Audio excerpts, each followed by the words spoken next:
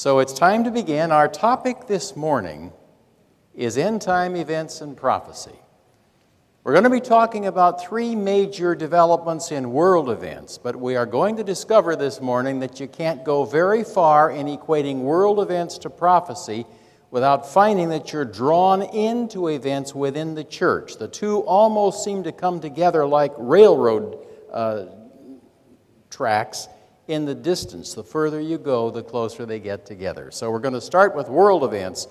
We will end up with events within the church. That said, let's begin. And the merchants of the earth will weep and mourn, for no one buys their merchandise anymore. Gold and silver, precious stones, every kind of object, all the things which are rich and splendid have gone. And the merchants stand at a distance, saying, Alas, for in 1 hour so great riches came to nothing. Revelation 18's prediction of an end-time economic meltdown obviously involves world trade, because it goes right on to say, every shipmaster and as many as trade by sea stood at a distance, wailing, Alas, in 1 hour she is made desolate. The Bible doesn't paint a pretty economic picture at the end of time, nor, as a matter of fact, does another prophetic source that I still happen to consider reliable, and that's an old-fashioned source called the Spirit of Prophecy. Ellen White put it this way: money will soon depreciate in value very suddenly when the reality of eternal scenes opens to the senses of man. Obviously, a prediction made when the world is on the brink of eternity, human beings can begin to see through the fog of the future. They can see something out there that's endless, and money depreciates very suddenly in value. The Laffer curve changes. It goes vertical. It goes exponential. The economic and monetary system collapses, and money depreciates in value very suddenly. The technical term for which is what? Hyperinflation. There's another broad hint of hyperinflation echoed in Maranatha. That is one superb book. You ought to get it and read it till you wear it out and then buy a new one. Maranatha, chapter 173, the Lord has shown me that some of his children would fear when they see the price of food rising. And they would buy food and lay it by for the time of trouble. Now let's get a real clear focus on the word picture Ellen White is painting here. She's painting a picture of a world that is beginning to go bad. It isn't all the way there yet. We are not yet in the time of trouble. How do we know? Because God's people can still buy food. Revelation 13 has not yet come into reality, but there's enough out there. God's people can begin to see through the fog of the future. Shapes are emerging. They draw between the dots. Finally, one day they say, this is not good, this can't end well. Let's get rid of this worthless paper and get something we can actually use. And Dad gets out his knife and cuts open the mattress. They take the money out and they buy food. But you're still far enough from the end of time, far enough from the time of trouble, that food has time to rot. Because the very next statement she makes is, then in the time of trouble, when they went to use their food, it had bred worms, was full of living creatures, and was not fit for use. See, the function of the time of trouble is not for us to demonstrate to heaven how well we can take care of ourselves.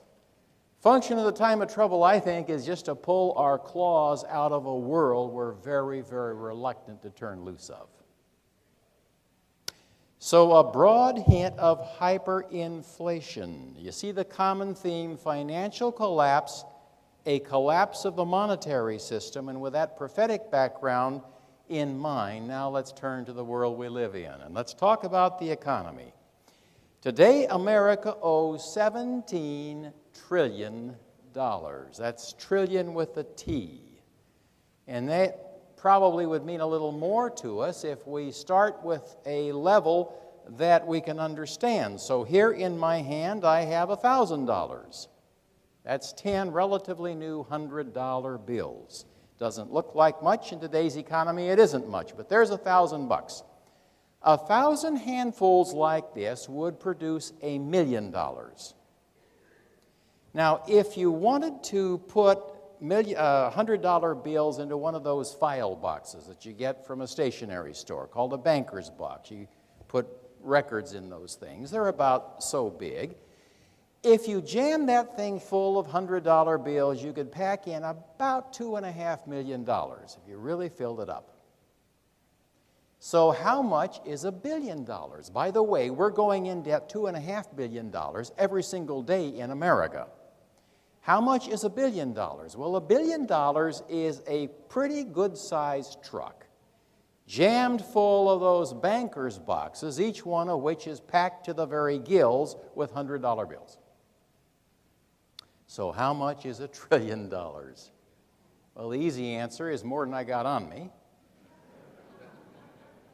But to picture $1 trillion, picture banker's boxes, which are about 10 inches high, jammed with $100 bills, and you start loading them into a football stadium.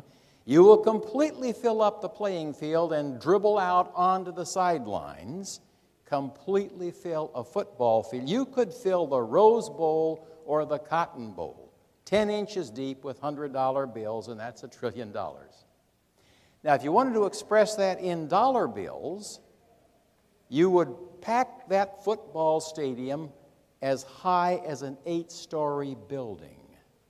We have 17 football fields now filled with borrowed $100 bills. That is more than half of the stadiums in the entire National Football League.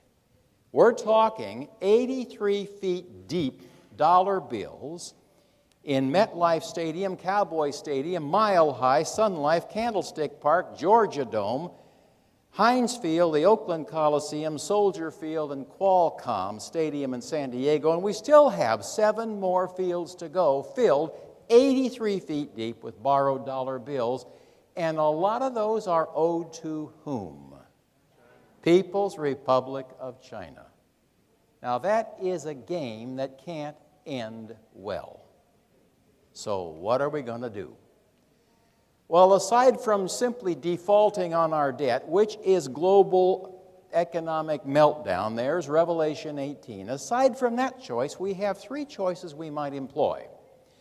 The first one is simply raise taxes. Deal with the deficit by raising taxes. That's one that a lot of politicians go for first. That'll work right up to the point where you discover that if you taxed all of the high-income taxpayers in America at the rate of 100%, you could run the government only a relatively few short weeks. To get that working anywhere near possibility of success, you got to tax everybody. Now the 47% who don't pay taxes suddenly discover what that's like, and it's about as much fun as sleeping on a cactus. The third problem that you encounter is by diverting that much money from the private into the public sector, now business doesn't have the extra cash it needs to buy new equipment, try new ideas, open new franchises, and hire new people, and there goes your economic recovery, locked up in a 4-wheel lock, screeching, rubber-smoking halt. So, raising taxes may not solve the problem, which leads us on then to option number 2. We just take our national Visa card to the teller's window at the Bank of China or the Persian Gulf. That will work until what? We discover that we've reached a point where our surplus income can't even pay the interest on the national debt. And then one awful day, we go to the teller's window at the Bank of China, and the teller politely says, "Ni hao ma," and we say, "Well, not so good. Uncle Sam needs a little more sugar." And the teller, with a very, very forced smile, says, "Awfully sorry, your credit card seems to have been declined." Now that can happen. Borrowing money could work until we find ourselves in a good hot fight over Asian sea lanes or Southeast Asian oil, and that could happen. And did you notice, not long ago, the People's Republic of China and the Russian Republic engaged in a joint military exercise. Those old Cold War allies have rediscovered each other, and they're recognizing it all may not be sweetness and light in the future. So borrowing money may not always work. Well, that leads us to option number 3, and that looks like this. Now, what I have here is the real thing. Those are real uncut dollar bills I bought from the Bureau of Engraving and Printing in Washington. We can start creating money. Governments have the power to do that. By the way, this is how we are now funding a relatively feeble economic recovery. We are creating money. The Federal Reserve is creating money. Warren Buffett said not long ago in an economic summit conference in 2013 that if the Fed quits creating money, it will be the shot heard round the world. So get the picture. We're now walking a tightrope over a fiscal Niagara Falls. If we quit creating money, we could endanger a fragile global economic recovery. But the day we print $1 too much, what happens? Then the dollar starts chasing a fixed number of goods, and there are too many dollars for the goods that are for sale in the marketplace. And you encounter something Germany encountered after World War I. Reichstag was looking at these war reparations that the victorious Western Allies imposed on defeated Germany. Their shattered economy simply could not produce the wealth needed to fund the kind of debts Germany had to pay, and the Reichstag said, well, the only hope we have is simply printing money. They did. Now, here's what happened. In 1919, $1 could buy you 12 German marks. A relatively decent rate of exchange. 2 years later, the curve is starting to go upward. It isn't frightening yet, but it does attract your attention. 2 years later, a dollar buys 263 marks. Now, somewhere between then and 2 years after that, when the dollar buys 4.6 million marks, the curve is getting so steep that Dad says to Mom, I don't like what I'm seeing. I'm going to get my knife out, open the mattress. Let's trade this worthless paper in for food. That's what Ellen White foresees at the end of time. But Germany wasn't done yet. Just a year later, in 1924, $1 bought 4.2 trillion German marks. They got to the point where they only printed the money on one side of the paper. I've looked for years. I finally found one of these things, a 1,000,000-mark note. German note printed back then. On the front, it has printing. On the back, there's nothing. It wasn't worth ink for both sides of the paper. Okay. So Germany encountered hyperinflation. Can that happen today? Well, let me give you Exhibit A. Brother McNeilis was kind enough to provide these for me. In my hand, I hold a handful of $100 trillion notes from the African nation of Zimbabwe. I have $250 billion in Zimbabwean money. Brother McNeilis told me when he bought it, he got these for about 15 cents. Why? Zimbabwe is a nation rich in resources, both natural resources and human talent. When they got their independence in 1980, the Zimbabwean dollar was worth more than a U.S. dollar. What went wrong? Well, the International Monetary Fund and the World Bank came in with some just brilliant, wonkish suggestions that they called Structural Adjustment Program. That plus redistribution of wealth in Zimbabwe led very shortly to a catastrophic decline in their agricultural production. People began to starve. and inflation went to several million%. Got to the point where we have something happening like this. Now, what happened to the Zimbabwean money system is worth our talking about for a moment. Zimbabwean money failed for 3 reasons. Number one, there was absolutely nothing to back it up. It's just paper. But wait a second. What's unpleasantly familiar about that? In 1922, this is what a U.S. $10 bill looked like. You notice it's printed in gold. There's a reason. It says, United States of America will pay to the bearer on demand $10 in gold coin. There was something to back it up. Went off the gold standard, then we went to what were called silver certificates. This one says that the United States will pay to the bearer on demand $5 in silver. Still something to back it up. Today's money says what? I owe you. Zimbabwean money had nothing to back it up. That's reason number one, it failed. It's unpleasantly reminiscent of what we face here. Point number two, Zimbabwe ruined their economy by printing money to finance a disastrous war in the Congo. But wait a second. That's unpleasantly familiar also, isn't it? We're printing money to finance war. Point number three is the people in Zimbabwe lost confidence in their money. Now, we aren't there yet. These things still work. Thank God they do. Don't look forward to the day when this stuff comes tumbling down, because it'll be an awful tough time finishing the work of God with worthless money.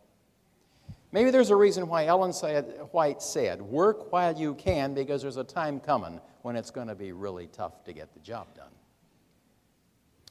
So hyperinflation is a frightening prospect. When that happens, if you can still afford to buy a meal at a restaurant, you pay for your meal when you order. You don't wait till you've eaten, because the price will have gone up. 3 ugly choices: raise taxes, borrow money, or print money. None of them lead to a good end game. But notice something, we're using all 3 right now. And how's that working out for us? First issue in end-time events and prophecy is the economy. And the Apostle James doesn't give us much reassurance if we're expecting to have endless wealth in this world. He says, come now, you rich, weep and howl. Your riches are corrupted, your garments are moth-eaten, your gold and silver are corroded. And what I find fascinating about that is this stuff doesn't corrode. Gold especially is chemically almost inert. This stuff doesn't corrode. What James is describing is a time when the most established economic theories just don't work anymore. Something really goes wrong. That's Revelation 18. Well, what did Jesus say? What was his economic advice? Put your money where moth and rust can't touch it. And that's what I love about ASI, because the members here follow that program. Thank God there are people who still do. Issue number 1, the economy, leads us to one I've never spoken of, to my recollection, in public before, but I think it's about time somebody did. And that is the secular drift and moral collapse of our society. Now, everywhere you look, from court decisions to legislative changes to the behavior of men running for public office,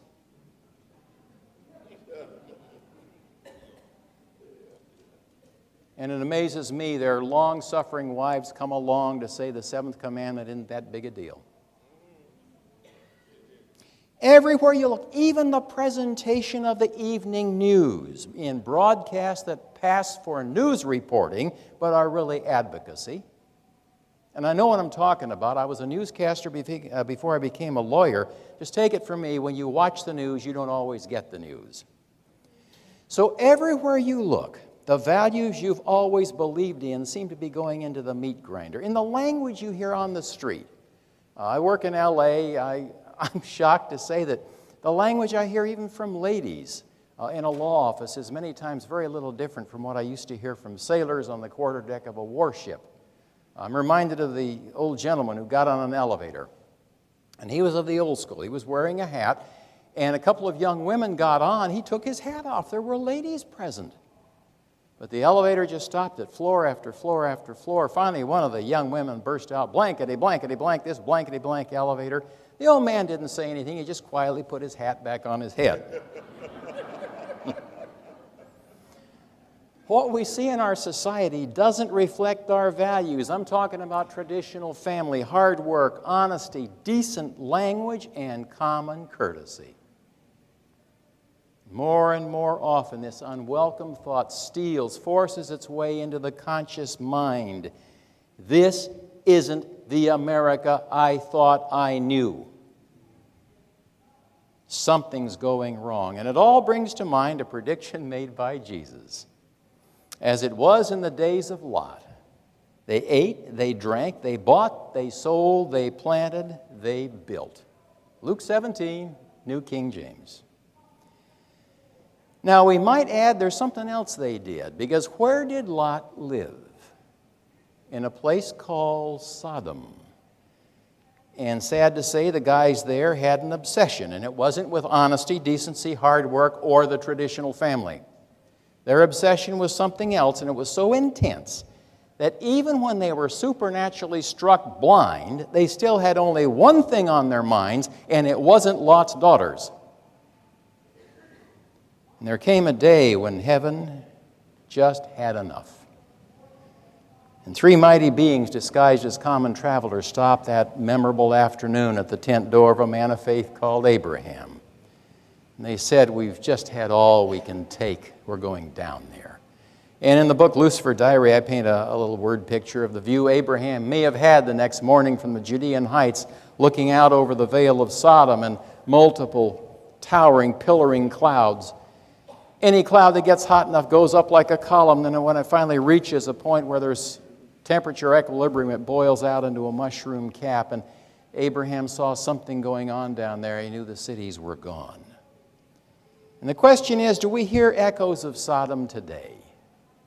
What about the traditional family, where kids once heard truths read each morning and evening by a mom and a dad from the Word of God, and went to church each Sunday and learned to work and treat elders with respect, to say yes, sir, and no, ma'am, and count honest change at the cash register?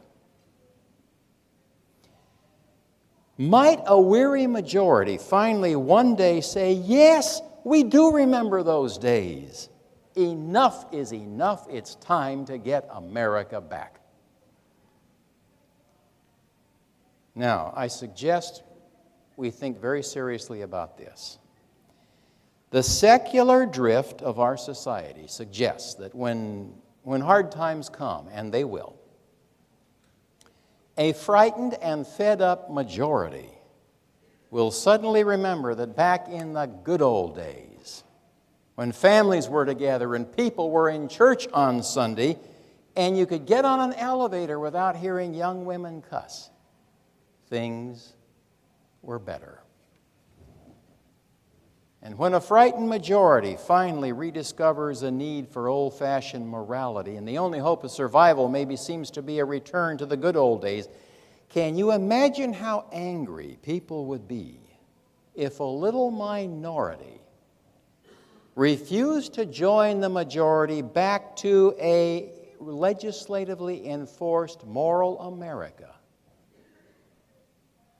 over something as arbitrary as a day of worship? Great Controversy puts it this way: those who honor the Bible Sabbath will be denounced as enemies of law and order, as breaking down the moral restraints of society, causing what? Causing anarchy. I hate to say it, I don't look forward to this, but anarchy lies out there in our future. Daniel looked forward over the centuries at it. He says there's been nothing like it in the whole history of the world. Daniel 12:1 starts, there will be a time of trouble such as there never was since there was a nation. just almost groping for words to describe it. A time where the rule is the rule of the gun, the rule of an angry majority, the rule of the strong over the weak. And God's people have only one hope of escape, and that's getting off this world.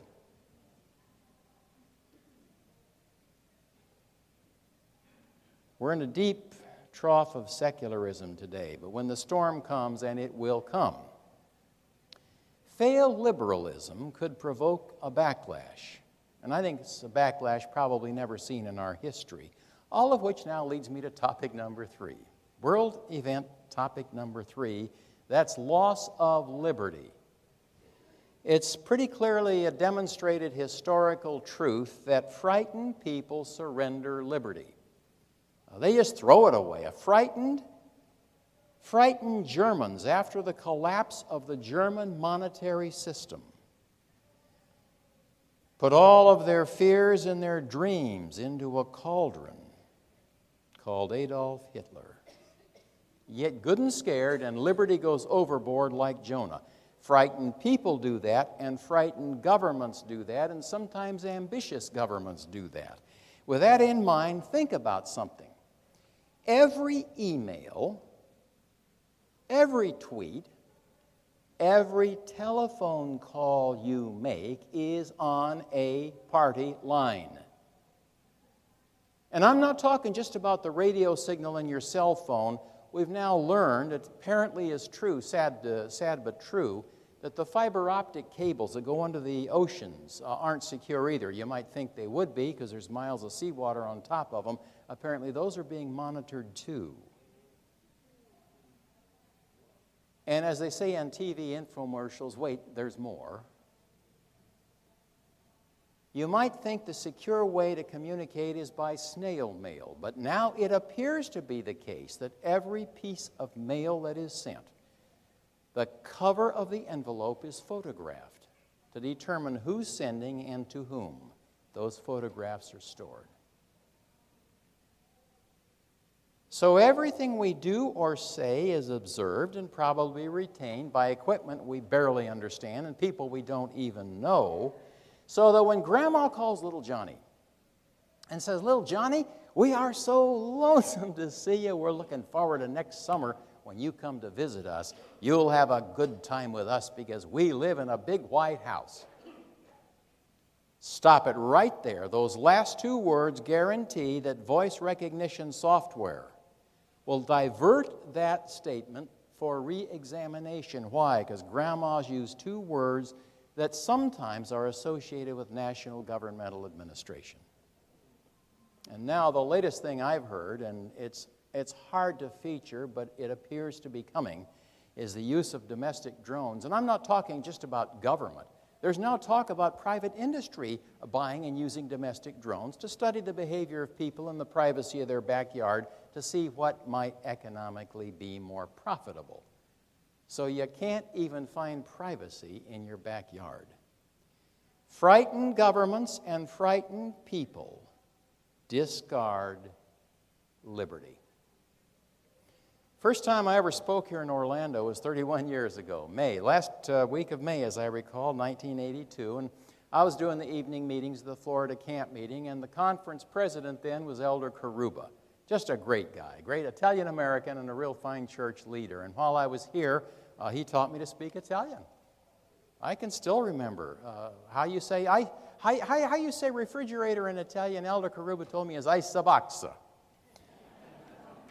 Well, one night we were on the stage, and I was conflicted. I had a couple of topics I could present, one of which was end-time issues, and I asked Elder about it. He said, "Oh, let's do end-time issues. Our people are always interested in that." Well, in 1982, our major problem was the Soviet Union, with its 40,000 nukes and its 50,000 main battle tanks massed just beyond central Germany's Fulda Gap. And between the people of God and a finished work was this huge iron obstacle called the Soviet Union.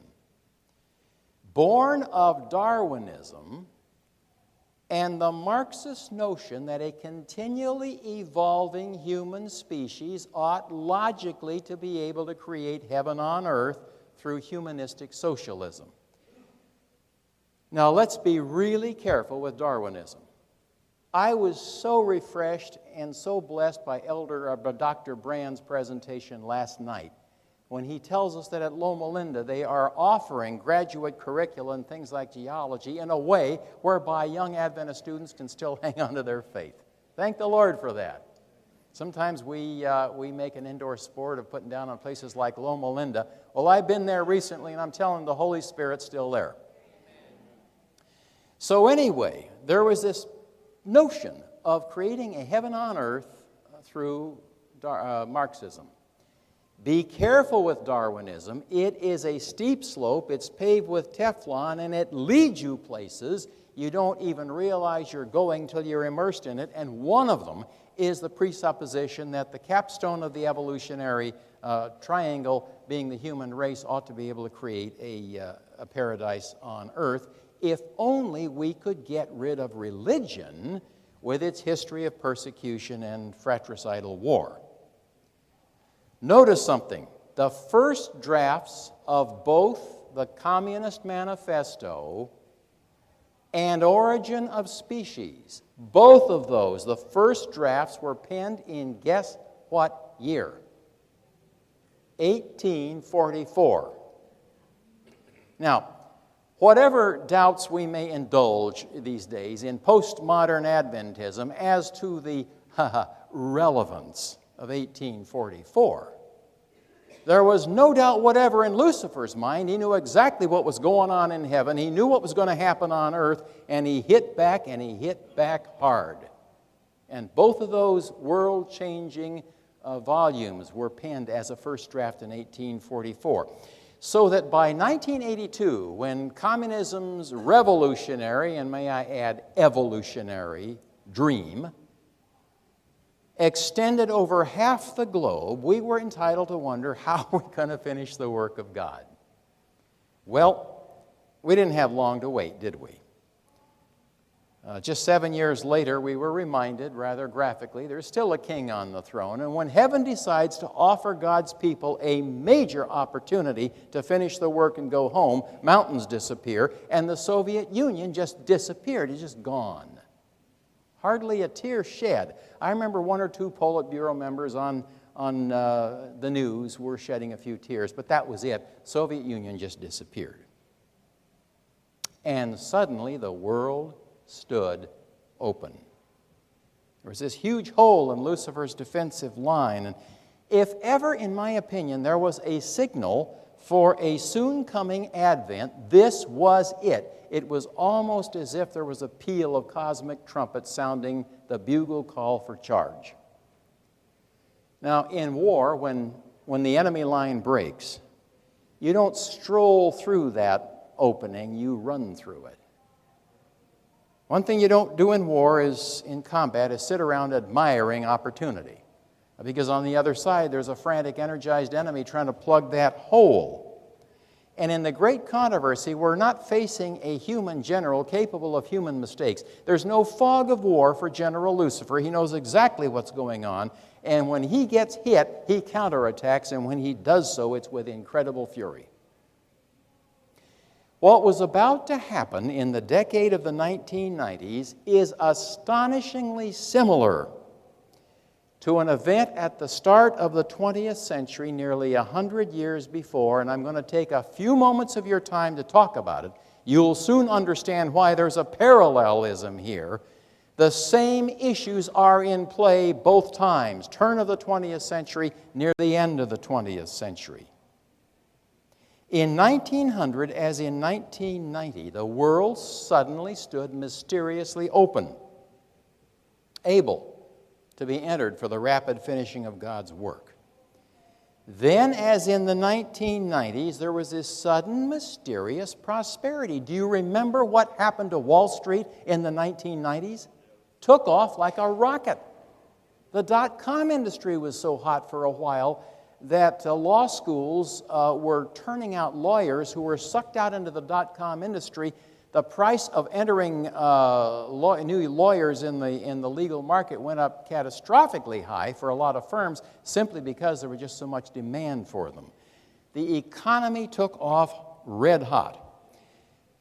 And the same thing happened at the turn of the 20th century. I believe in 1900 Jesus was trying to return. I believe he intended to. Now that's not just supposition on my part. In the General Conference Bulletin, March 30 of 1903, Ellen White said, if the people of God had preserved a living connection with him, if they had obeyed his word, they would today be in the heavenly Canaan. Now that's just one of a number of similar statements. The Lord may have been delayed, but don't blame heaven for it. He wanted to come a long time ago. I believe in 1900, heaven was engineering an opportunity whereby that could happen. Heaven had already given the Adventist Church the magnificent 1888 message. There's a lot of ink been spilled on 1888. I think it's a real simple concept. In my opinion, what was being given the church in 1888 was the idea, put Jesus back into the center of everything we teach. And we have a wonderful aggregation of truths here. You're talking second coming, sanctuary, investigative judgment, Sabbath, spirit of prophecy, and this end-time warning. We're commissioned to give a world about to make a catastrophic mistake. Don't do it. Don't throw away liberty. That's called the mark of the beast. All of these things we have, they're powerful truths. You can preach them and you can convince people of them. But if you do so without emphasizing how Jesus is the very center of every one of those truths, all we're going to do is create biblically literate, prophetically aware, probably much more healthy sinners. You put Jesus in the center of every one of those, and I'm going to show you in just a few minutes how it fits into one of these. Put him in there, emphasize the centrality of Jesus. Then add to that the creative power of the Holy Spirit out of the morning week of creation, and you have a message that can stop human history cold. Just that simple. So heaven intended, I think, at the turn of the 20th century, for the work to be finished quickly. Now, in 1981, I wrote a little book called Omega, and that book opened up on New Year's Day, 1900, where everywhere you looked there was peace. You go almost anywhere on earth, and everywhere you looked there was a wave of prosperity. One New York editor put it this way: if you couldn't make money last year, you just can't make money and give up on you. That was the case not only out in the world, but in the church. The brilliant Kellogg brothers, John Harvey Kellogg, the doctor, and his brother Will Keith. Ever heard of W.K. Kellogg? Those two men, following insights given in the spirit of prophecy, were taking both the health message and the dietary message to a pinnacle where there was so much wealth available you could have finished the work of God easily. Our great sanitarium at Battle Creek drew captains of industry, presidents, European royalty. And our health message was trumpeting ideas and concepts that epidemiologists would still be studying in wonder a century later. And for a fleeting moment, nothing seemed to stand in the way. The work of God could be finished. Now, that moment wouldn't last long. Just 2 years later, in 1902, the Russo-Japanese War would propel Japan into a great mighty Pacific power. 12 years after that, the catastrophe of World War I would fulfill Ellen White's prediction that soon millions would die and entire navies would be lost in the ocean. What she said made no sense when she said it. It made perfect sense in 1914. But just now, as New Year's Day dawned in 1900, there was still a little time for God's work to be finished. And Ellen White shouted an appeal to the church. She says, work as you've never worked before. Soon, the way will be hedged on the right hand and on the left. You won't be able to safely travel. And in 1902, she added one more warning. She said, watch out. Human beings are using their inventive powers to produce machinery to kill so powerful that without God's special protection, there's no safe place on earth. And in 1902, that prediction made sense to only two people on earth, one of which was that little lady with 3 years of education, the other of which was a German Jew by the name of Albert Einstein. at the University of Zurich, who was within 2 years to offer the world a special theory of relativity. Moments of opportunity for God's work are moments of peril because Lucifer will counterattack. And in 1900 to 1902, that's exactly what he did.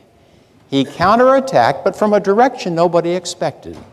Not from outside the church, but rather from inside. And how did he do that? Well, he cleverly attacked the unique truths of our message: the sanctuary, the investigative judgment, and the spirit of prophecy.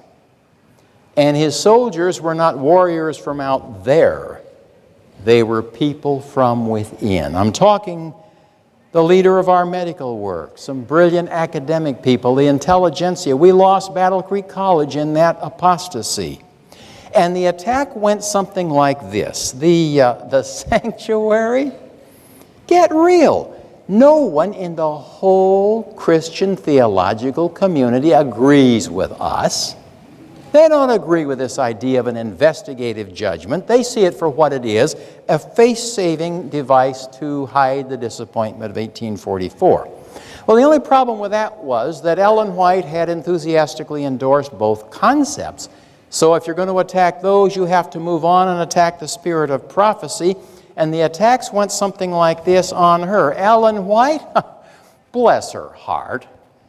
She's a good woman. She means well. She writes nice devotional literature, but a prophet? No way. You know why? Because she's a plagiarist. That stuff was dredged up in 1902 by Kellogg, by Canwright, by other apostates. By the way, what is a good definition of plagiarism? It's dredging up something somebody wrote a long time ago, isn't it? So those who resurrect those theories would be what? Well, we'll go on. There was another point that was made. You know, you have to remember that Ellen White is no theologian. Well, I guess not. I guess neither was the Apostle John. He was only a fisherman. Some apostates like Canwright took the argument to the next logical step, the Sabbath. This separates us from our Christian brethren. There's no reason for us to be separated. We need to rejoin the mainstream. It is time to modernize our beliefs. It's time to progress. That was Lucifer's counterattack and the opportunity this church saw in 1900. Now, was it successful? Well, when the collision was over, we had lost the great medical institution in Battle Creek. I mean, it burned to the ground. And when it was rebuilt, contrary to the advice of Ellen White, what happened? We lost it to the entire denomination. Today, that magnificent building that Dr. Kellogg built stands ghost-like over Battle Creek, a reminder of what might have been, of better days. Now it's owned not by the Adventist Church, but by whom? By the federal government. General Services Administration, the last I knew, was storing records in it. Maybe that's where pictures of your last envelope are stored. We lost our great publishing house. Once it was the newest and best printing establishment in Michigan, we lost that publishing house. It burned to the ground as well because against Ellen White's advice, it had agreed to publish material by Dr. Kellogg that undermined foundational Adventist truths. We lost a whole galaxy of Adventist thought leaders. We lost the breakfast cereal industry to apostasy, so that by 1914, just as World War I slammed the door on any chance of a quick finishing of God's work, Battle Creek, Michigan was a ghost town, with little to remind that once it had held the headquarters of the Advent message. Now, why have I spent a few minutes talking about a 100-year-old misfortune? Why? I'll explain it. There's a lesson here. In the midst of that apostasy, Ellen White penned a warning. She said this apostasy we're in here in 19.2, 19.4 is the alpha of deadly heresies. But she said something else is coming. Something else would follow it downstream in time. And to symbolize that, she went down 24 letters to the end of the Greek alphabet, grabbed the letter omega. She said, Omega is coming, and I tremble for our people. In other words, we would make the same mistake again. Now let's go back to the 1990s. Glory days, the Pax Americana, Soviet Union collapsed, and when challenged by an adventuresome dictator in Iraq, we took out the fourth largest army on earth in just 100 hours. And everywhere people looked to America. And suddenly there was this almost unexplainable surge of wealth. Remember the 1990s? There was so much money coming out of Wall Street that there was money enough even among God's people to finish the work of God. And places where we once had hardly dared to distribute a Bible were suddenly wide open. I well remember the contrast. In 1984, Joellen and I visited the Soviet Union, and on Sabbath we went to the church there in central Moscow. And we stood to sing, and the church there can't afford hymnals, so everybody brings their own. And a nice lady behind us offered her hymnal. Well, I could read Russian, so I did what passed for singing. It wasn't much, but, I tried. While the music was going on, I'm thinking to myself, just maybe the Lord has provided the answer to a question I've been wondering about. See, I had brought into the Soviet Union a Russian language version of Ministry of Healing, Жизнь и здоровье. And I'm thinking, how do I get this to a Russian person? How do I get it to the right person? And more importantly, how do I get it to anybody? Because in the congregation there were agents from KGB, and they were watching. And as we're singing, it came to me, here's the answer. When I give the lady back her book, Ministry of Healing goes underneath it, I just hand it back, and nobody even in the balcony is going to be the wiser. Well, it would have worked, except the lady, in a moment of just awesome naivety, lifts it up, looks at the cover, her eyes get big as saucers, and she blows me a kiss. So now the secret's out. I was hassled in both Moscow and Leningrad by the KGB over that little incident, but we got out okay. I'll never forget how good it felt to look down from a Russian airliner and see Holland beneath us. Anyway, I was curious at this point. There was nothing left to lose, so I got to thinking, who is this lady that the Lord has enabled me to give this book to? And I finally turned, I thought to myself, could she be a doctor? So I turned around and whispered to her, "Вы врач? Are you a doctor?" And she said, "Да, я врач." Yes, she was. I'd given it to a doctor. Well, anyway, 10 years later, I was speaking in the Moscow Central Church, this time in the Russian Republic, and from the pulpit. And in my little talk, I used an illustration that I probably overused, but it's just so clear to me that I can't give up on it. And that's comparing the instrument panel on an airplane to the law of God. And I told the story of how when you fly into LA International and you drop down into that marine layer, you lose your horizon. You don't know which way is up. There is no way your body can tell you which way is up. It'll tell you all kinds of things, and if you believe them, you're going to get dead. So your eyes and your mind go off of self and onto an external absolute better than your feelings. That's the instrument panel. That, to my way of thinking, is the law of God. It isn't the engine of salvation that puts you in the air, but it sure keeps you flying level. So when I got done with that, I was greeting the people at the door of the Moscow church, and out came a major in the Russian Air Force. And he and I were of equivalent rank in our corresponding military systems. And he's a pilot.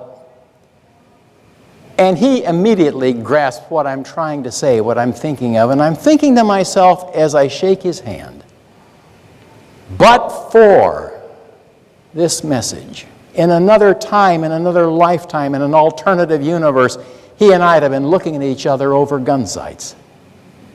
Instead,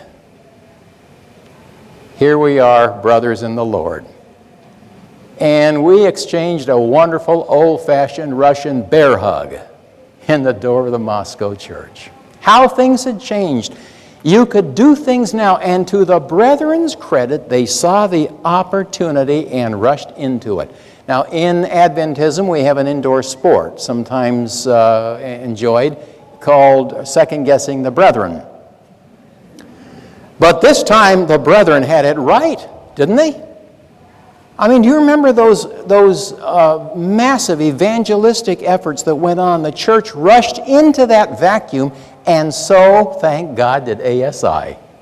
ASI members took advantage of that and went in there, and the gospel was preached in a place where just 10 years before you couldn't safely give away ministry of healing. And we have to ask ourselves the question that's going to be posed tomorrow afternoon when some of us on the panel try to address it, and that is, why are we still here? We should be home. That opening was so huge. We should have rushed through it. We should have gotten home.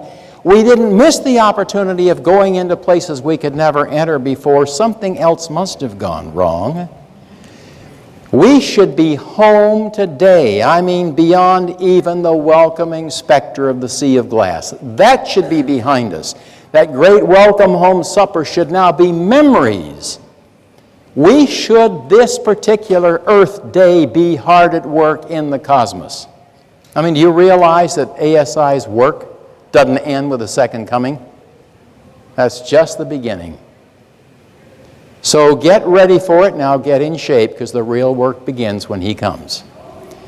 And I am convinced that God's plan is to scatter us across the limitless universe, telling and retelling to awestruck beings what it's like to be in rebellion and what it's like to be redeemed. And yet, oddly enough, here we still are. Beautiful place. Orlando's nice, but it's still got traffic lights and mosquitoes.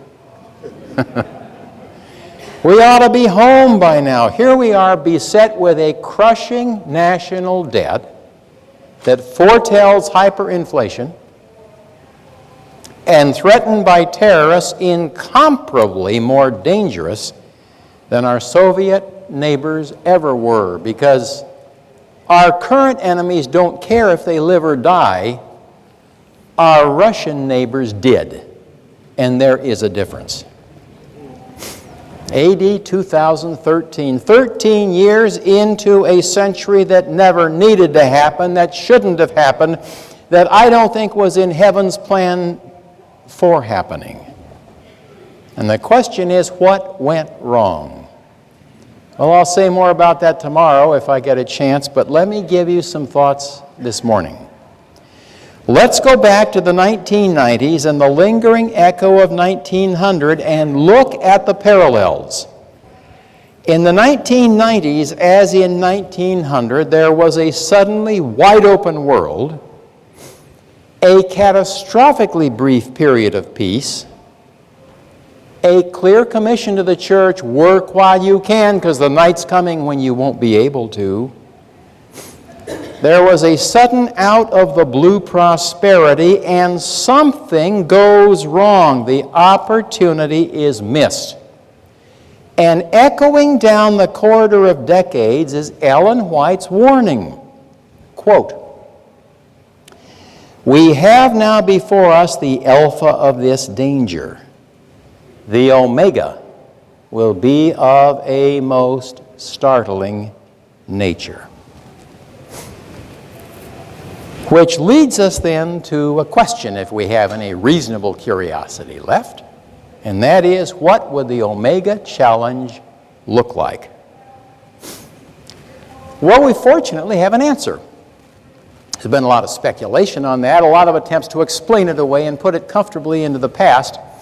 But Ellen White gave us an answer because with her own money, on her own dime, she printed a little pamphlet called Special Testimonies, Series B, number 7. And in that volume, She described a future challenge to God's church, and it goes as follows, and I'm using her words. The enemy of souls has sought to bring in the supposition that a great reformation was to take place among Seventh-day Adventists, and this would consist in 1, giving up the doctrines which stand as the pillars of our faith. Dr. McNulty handled that beautifully yesterday in his seminar, showing where these pillar doctrines really stand, why they're so central, why they're essential. So point number 1 is we'll be tempted to just give them up. Give up the doctrines which stand as the pillars of our faith. Point number 2 fascinates me. She says engaging in a process of reorganization. Now, what on earth does she mean by that? How do you reorganize something?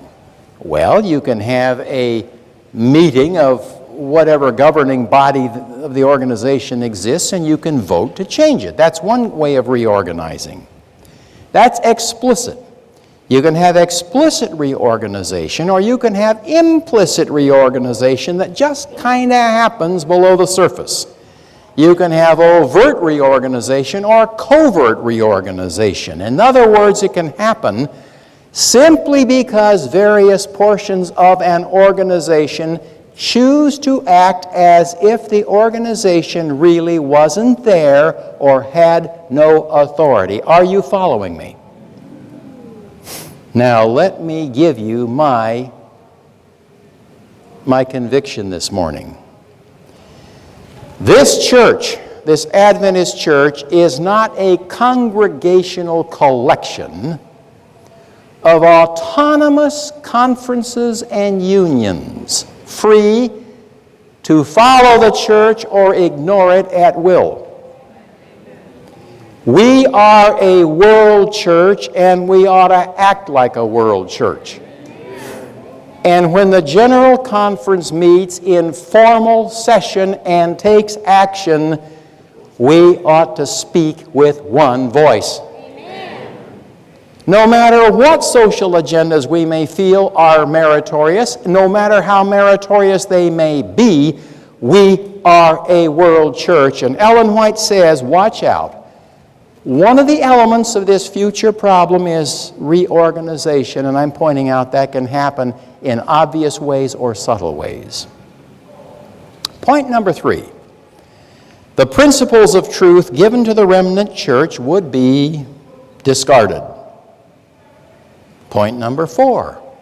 The fundamental principles that have sustained the work would be accounted as error. Notice 3 times in 3 different ways she hammers on this issue of the fundamental pillar truths of this church coming under attack. And that can be overt or covert. We can either attack it openly or we can live as if those principles didn't matter. And she says at the end of time, the spirit of prophecy would by some be held as of little account. We can do that by simply reading it and ignoring it in our lives. So point number 4 is the fundamental principles that have sustained the work would be accounted as error. Now we come to number 5. Books of a new order would be written. I find that interesting because she pluralizes books. Now in Kellogg's era, one book did it. I've got a copy of his original Living Temple in my personal research library. That one book, most of which was just stunningly beautiful truth, which had just a few dozen pages of error in it, that stopped the church like a ship hitting an iceberg. In the latter apostasy, Ellen White says it's going to be pluralized. There will be a blizzard of these things. Books of a new order. Point number 6. The Sabbath would be lightly regarded. Now let me stop there. If you lightly regard the Sabbath, what will you logically also lightly regard? Well, what's the Sabbath a memorial of? Creation. you get to thinking the Sabbath isn't that important, you're going to soon follow logically on to the idea that creation may not be that important, and after all, a lot of very well-educated people say it didn't happen that way. Little by little, subtle doubts would creep in, even to the importance of the Sabbath, and I'm suggesting axiomatically to the biblical account of how we came to be here. And it would happen from within, just as it happened in the era of Dr. Kellogg. Inside God's church, let me say it again, this is a world church. We should speak with one voice. We should act like a world church. That includes every structure, every organizational structure with us, including, for example, our institutions of higher learning. Thank God for the courage of Elder Wilson at the last General Conference session when, on the issue of creation, he said, this is what we believe, this is the truth we believe, this is where we stand. Amen. So major changes would occur in our structure, our literature, our thinking, and now we're ready for point number 7. She said, and I quote, nothing would be allowed to stand in the way of the new movement. In other words, something that is intentional, engineered, designed, planned, and it has power behind it. Nothing's allowed to stand in the way of the new movement. A powerful, well-designed plan to mutate the work of God into something he never intended. And then Ellen White adds another warning. Just before the close of probation, she said, something will try to happen within the church. It'll be a false latter rain, a false Holy Spirit, manifested by a lot of excitement, a lot of emotionalism, a lot of movement, a lot of activity, and the glue that holds it together will be music. Just before the close of probation. But notice something. This future challenge can only happen if we collectively allow it. We are privileged to stand in defense of God's church and God's truth. And the welfare of His church is in our hands. Which leads me to my close. I want to pose it as a question out of the day of Pentecost. Men and brethren, what shall we do? Let me offer 4 suggestions. Number 1, let's remember that if anything we ever believed and preached is true, if anything we ever said is true, then we are living in the great day of atonement. This is it. This is what the sanctuary in the desert pointed to. We are living on Yom Kippur. The last great act in heaven before the return of Jesus is going on now and has been for 169 years. And ladies and gentlemen, that is not rhetoric, that is reality. Or we have no reason for being here. We are living on the Day of Atonement, so how should we live? Leads me to suggestion number 2. In the time of Israel, on Yom Kippur, on the Day of Atonement, God's people got clean. They cleaned their dwellings, cleaned their garments, cleaned their persons, and they cleaned their hearts. They stood outside the door of those little tent homes while the high priest went into Kodesh Kodeshim and did his work in the Holy of Holies. And they searched their hearts and they said, where am I outside the will of God? The Hebrew word for that is anah. It's a merciless self-introspection. You ransack your heart looking for areas in which wrong still may somewhere be lurking. And David put it very clearly. He said, Lord, search my heart, search me, and see if any secret thing be there. I am convinced the function of the Day of Atonement is to bring sin out of the recesses up to the conscious level. Sometimes that's discouraging and humbling because you do things or say things that make you wonder if you're really as far enough along, or far in the Christian pathway as you thought you were. You're fine. The Holy Spirit is bringing to your conscious attention things you need to deal with. You get that sin out of the conscious level. Just say, I'd rather have Jesus, and that's sin. That's simple. Just deal with it. And so Israel searched their hearts, cleaned their hearts. And then, number 5, they waited. Waited at the doorways of those little cloth homes of theirs in the desert that symbolized how temporary their stay was. They had a better destination. Their life was not the desert. They were headed home, and that's where we ought to be looking today. Everything we do, how we live, how we spend our money, how we spend our time and our attention should declare, this is temporary, we are headed home. Israel waited at the portals of their homes. May I suggest we wait at the portals of eternity. And that brings me to suggestion number 3. We just wait. Wait while the high priest does his mysterious work in Hagia Hagian in the Holy of Holies. While we wait, we have a precious truth known alone in Adventism. Nobody else in the whole Christian world preaches this, let alone understands it. It's unique to Adventism, and that is this. This is the Day of Atonement. Judgment is going on right now, and we don't have to fear it. Why? First of all, because Jesus is our judge. Amen. For the Father judgeth no man, but hath committed all judgment unto whom? Only He's been here. Only He knows that riptide pull of temptation. No one else in the universe understands it but Him. Only He is fit to judge us. Father doesn't even try. But the news gets better. Not only is He our judge, He's what else? My little children, these things I write to you that you sin not. That's the Apostle John's version of what we ought to do with sin.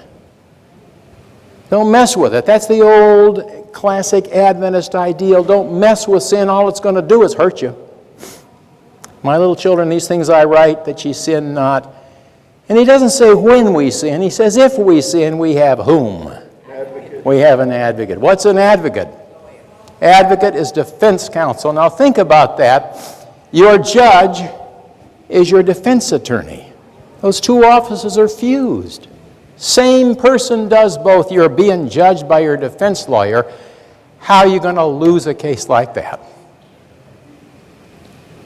So as we wait, we just think about what Jesus is doing for us. And now I want to move on to suggestion number 4. And that is, I think, we need to share the ASI spirit. I mean, what if the entire Adventist community had the experience and conviction that we saw last night up on the platform, story after story of people who are turning their livelihood into a platform for mission outreach? What if the entire church had that spirit? What if we treated our young people with the kind of respect they get at ASI and GYC?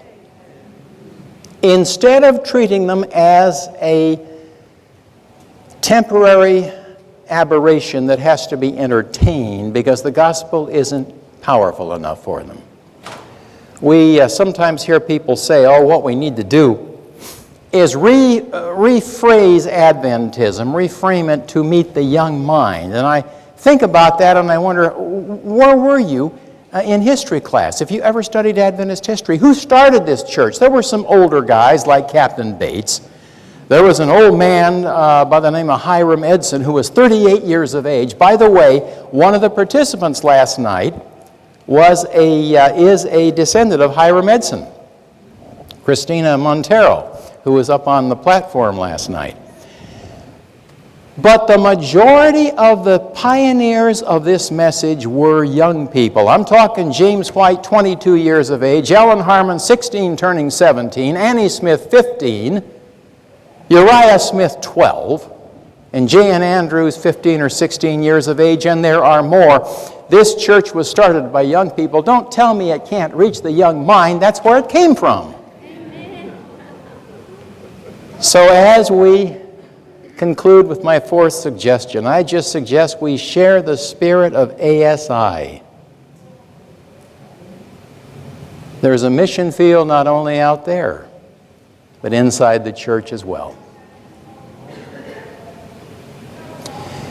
I was going to give you 4 suggestions. I want to end with the 5th one. And that is, it's time to defend God's truth. If Ellen White was as correct about her prediction of an omega apostasy as she was about the causal link between tobacco and cancer, then there's a challenge out there in the future. It may be a whole lot nearer than we realize. When that happens, it is our privilege to defend the truth. And I want to close with words that were framed far better than I could begin to do. By Ellen White back in an earlier crisis, looking forward to one at the end of time. And she put it this way: to stand in defense of truth and righteousness when the majority forsake us. To fight the battles of the Lord when champions are few. This will be our test. Thank you. Good morning.